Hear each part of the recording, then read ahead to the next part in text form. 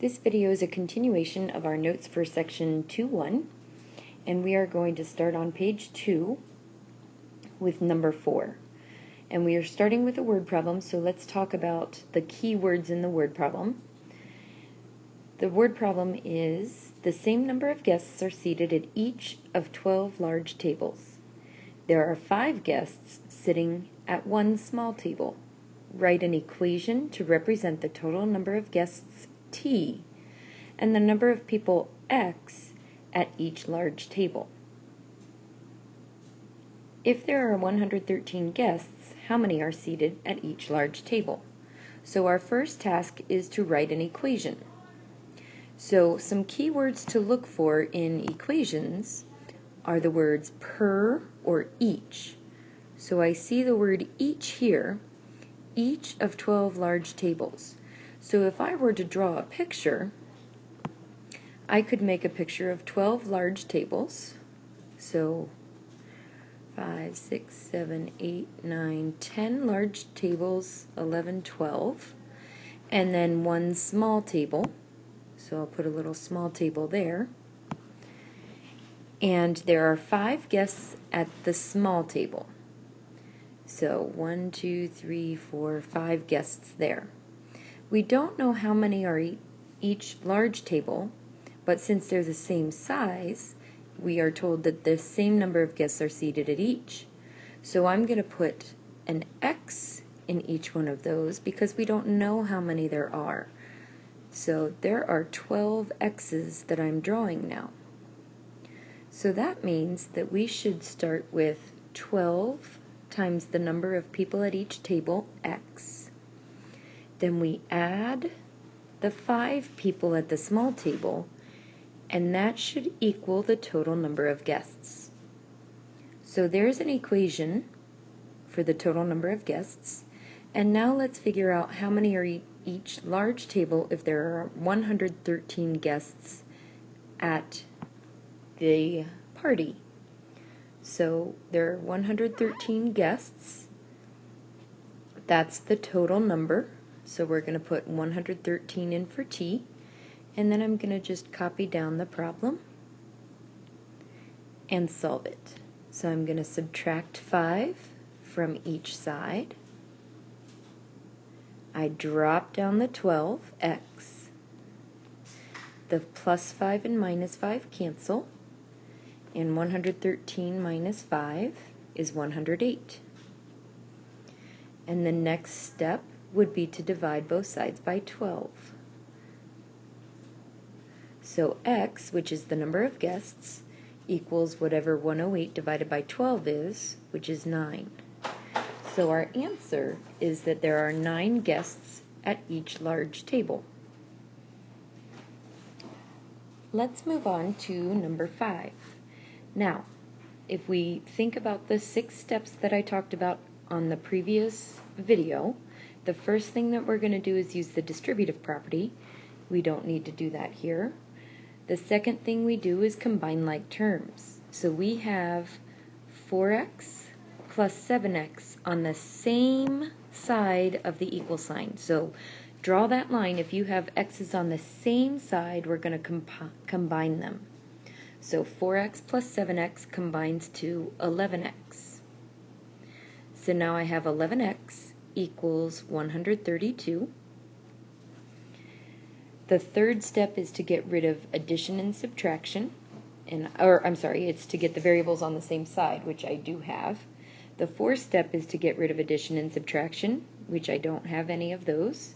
And then the fifth step is to get rid of multiplication and division.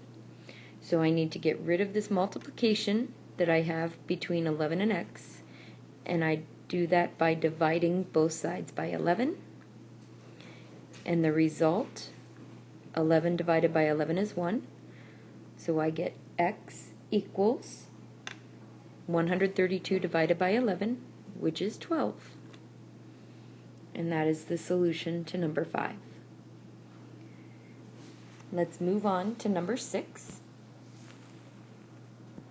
Number 6 says a contractor bought 12.7 square feet of sheet metal She has used 34.3 square feet so far and has $113.60 worth of sheet metal remaining. The equation 12.7x minus 4.3x equals 168, and actually that should be, that's a typo in our notes, so let's go ahead and fix that. The numbers don't match up here, so we're going to cross this one off. Okay, that should have read 168. So she has used 34.3 square feet so far and has $168 worth of sheet metal remaining.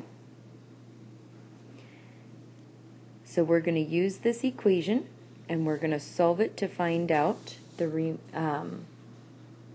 how much the sheet metal costs per square foot. So let's go ahead and copy down the problem. 12.7x minus 4.3x is equal to 168. We draw our line where the equal sign is. We use the distributive property if we can, which we're not going to do here. We use the second step, which is combining like terms, which we do have. The x's are on the same side, so we're going to combine like terms. 12.7 minus 4.3 is 8.4, so we have 8.4x on the left equals 168. And to get rid of that multiplication that we have there, remember when we have a number in front of a variable, that means we're multiplying. So to get rid of the multiplication, we divide both sides by 8.4. And when we do that, the 8.4's cancel each other out there, that's 1. So we have x equals, and then we would use our calculator to do 168 divided by 8.4, and we get 20. So we just found out that sheet metal costs $20 per square foot. All right, let's go ahead and move on to number 7. And this one talks about Tiana going shopping at the mall. She bought 8 pairs of shorts at the same price and a shirt that cost $23.49. And we are supposed to write an equation to represent the total cost T and the cost S of each pair of shorts bought. So if we add up everything she bought, it would equal the total cost. So just like I did the tables, we're going to draw out a picture to help you out. So if we have 8 pairs of shorts, so I'm just going to draw a silly little design there. So we have 8 of these. Oh, there goes my dog. So we have 8 pairs of shorts. Lovely artwork there. And we don't know how much they are, so let's fill in those with x's. We don't know how many we have, or how much each one is costing us. But we have a shirt that costs $23.49.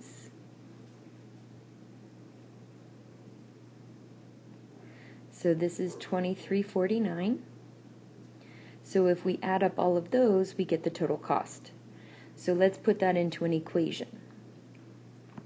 The equation would be we have 8 x's, or actually I should use s's because it says 2 right there. So let's change those all to s's. 8 shorts, so 8s, plus the shirt, which is $23.49, is going to equal the total cost. Now, the next part says, how much did each pair of shorts cost if she spent $124.69 total? So the total goes in for T. So we now have 8s plus $23.49 is equal to $124.69. we are going to draw our line and solve. So we need to get rid of addition and subtraction before the multiplication and division. So I'm going to subtract 2349 from each side.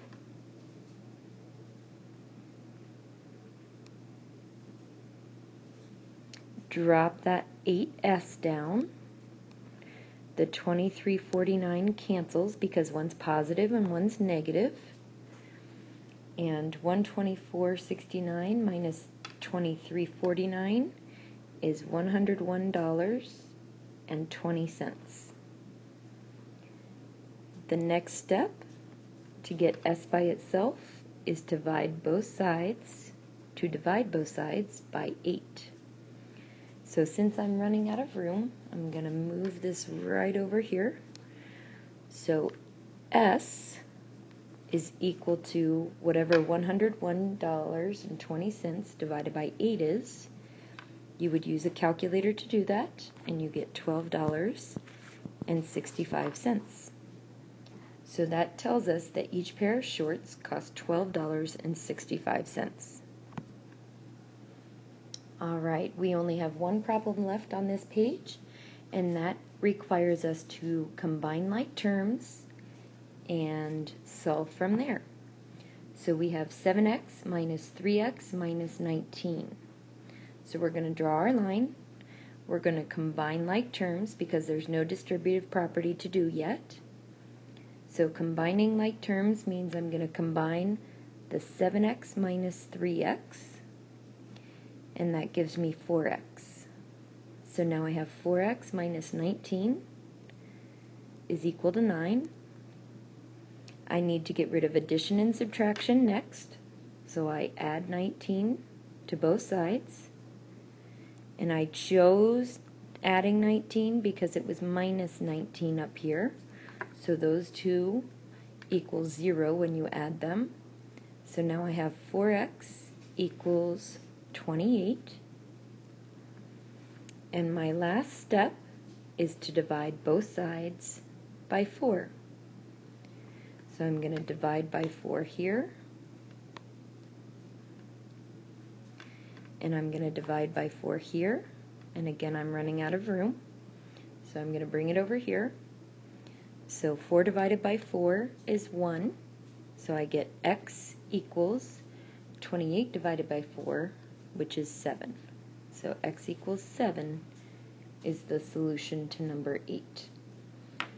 And that is the end of topic section 2.1, solving multi-step equations.